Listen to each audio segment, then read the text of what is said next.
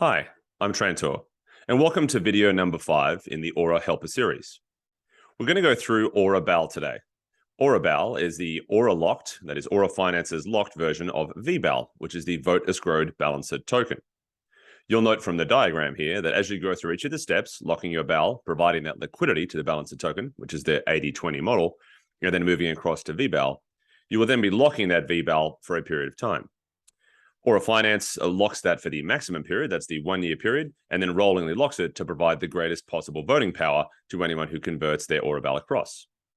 That is then governed by the Aura token. What hopefully is clear here is that the value to the overall system, so this ecosystem broadly, and in particular for the Aura token itself, is the maximum capture of AuraBAL tokens, so getting as much veBAL locked into AuraBAL as possible.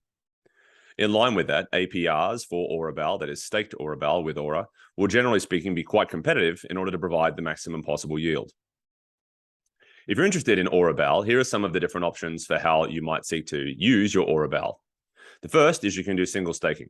And if you have a look here on the main staking page, you can note there is a 49% APR on single-sided AuraBAL staking. This is essentially equivalent to a boosted version of veBAL. You'll be getting bb-a-USD, which is a stable coin. This is primarily trading fees, which is split across veBAL owners. Balancer tokens added about a 19.43%, again, similar to what you get from veBAL. And then the Aura token on top of that, providing that boosted yield and boosted, incentive more broadly to lock with AuraBAL. So that's currently returning a APR of approximately 49%. If you scroll down, there are a couple of other options. We'll go through and just do a quick search for AuraBAL type tokens, and you can see some other pools. The first pool here is this. This is the stable pool with currently quite a lot of liquidity in it. This takes you across, and if you remember that diagram I showed earlier with the 80 BAL 20 wrapped ETH, that liquidity token, that liquidity token paired with AuraBAL in a 50-50 piece is also incentivized, which essentially allows for liquidity of the AuraBAL token. And it's currently returning an APR of 54.28%, up to potentially 58%, depending on how the voting rounds go in the near future. So again, this is a slightly higher yield in this instance, and you're essentially providing that liquidity pool for the AuraBAL token.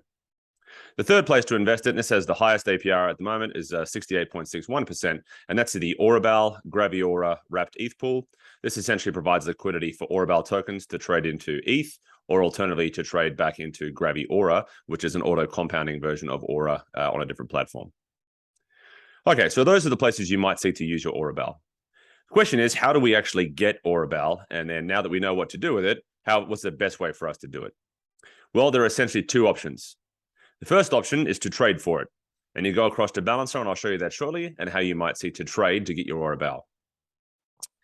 Usually, however, the best option, and the best option for Aura, not surprisingly, is if you mint it.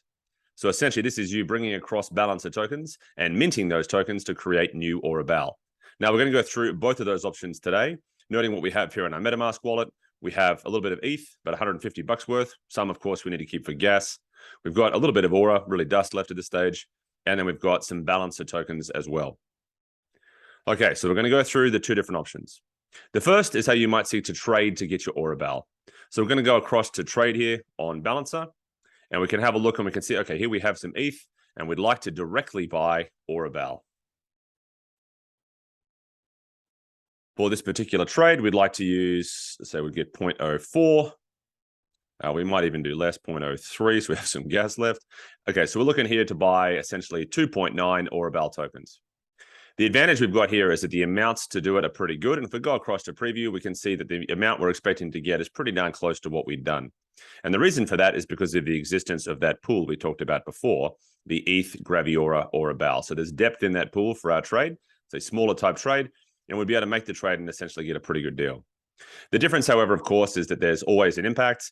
You're going to have 1% trading fees, which you can expect to pay as you go through this overall token. But for here, we're talking about very small amounts, and those percentages are quite low. So we could seek to do the trade that way directly. If you want to have another way to look at these different tokens, you can go across and do comparisons, because the key here is you would only really want to trade directly to buy AuraBAL, that is not to simply mint it, if it's off peg.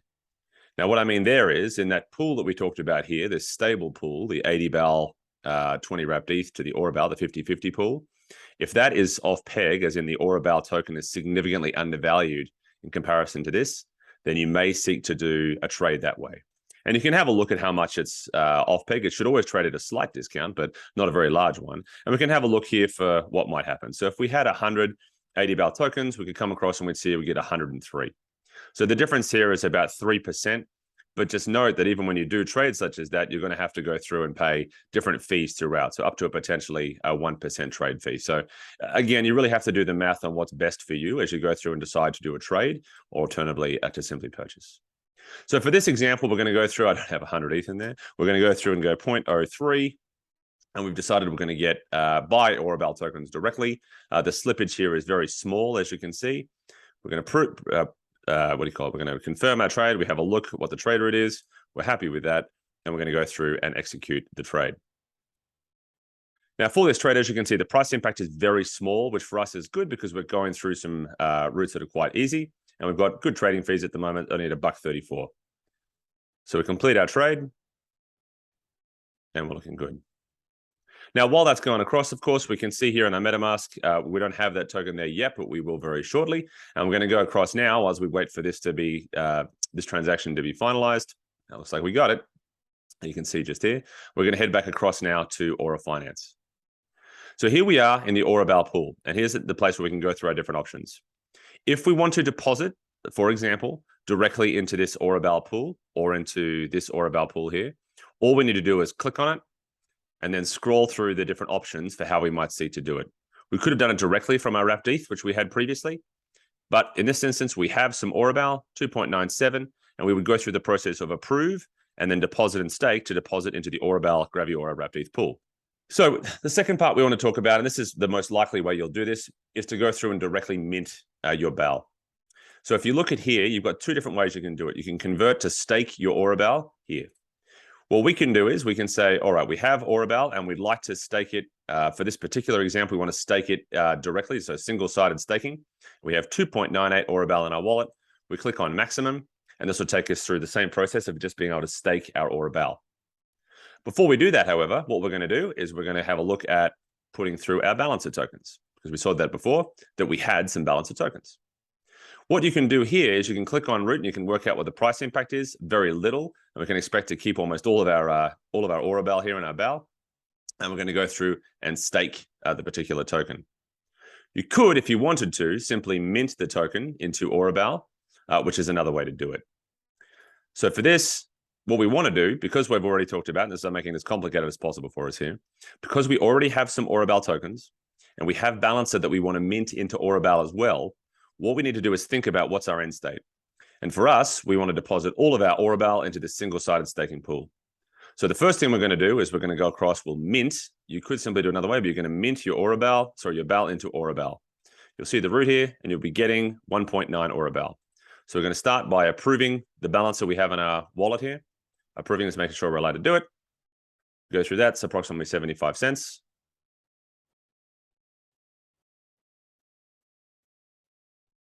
And success, we have deposit confirmed. What we can now do is look across and say stake. So we had previously, as you may remember, we had some AuraBAL and we had some balancer tokens. What we've done is mint our balancer into AuraBAL, and we now can combine the AuraBAL we traded as well as the AuraBAL we minted into a single piece. And we can look at this and say, aha, we now have 5.15 AuraBAL in our wallet, and we can do what we want to do with it.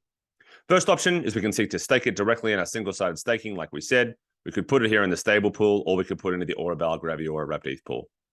But now we're going to do single staking. So we click on max. We have a 5.154. We confirm in our wallets that we can approve to do that. Confirm, no problem.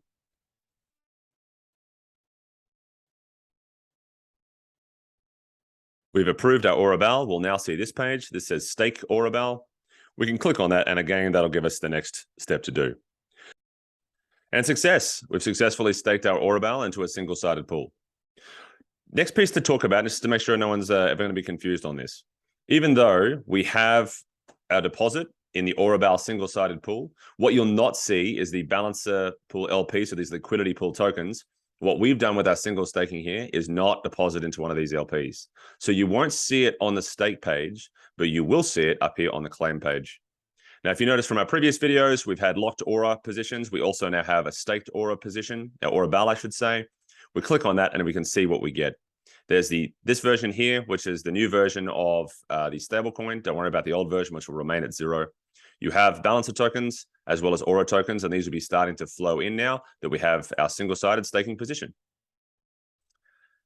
So that covers it off today. We've gone through purchasing AuraBAL directly, either through our swap. We've also gone through minting AuraBAL using our balancer tokens. And we've also gone through how you might seek to use that AuraBAL to get yourself yields or yields, I should say, on the app.aura.finance page. If you have any questions or you'd like to have any further explanation, then please let us know in the comments. Thank you.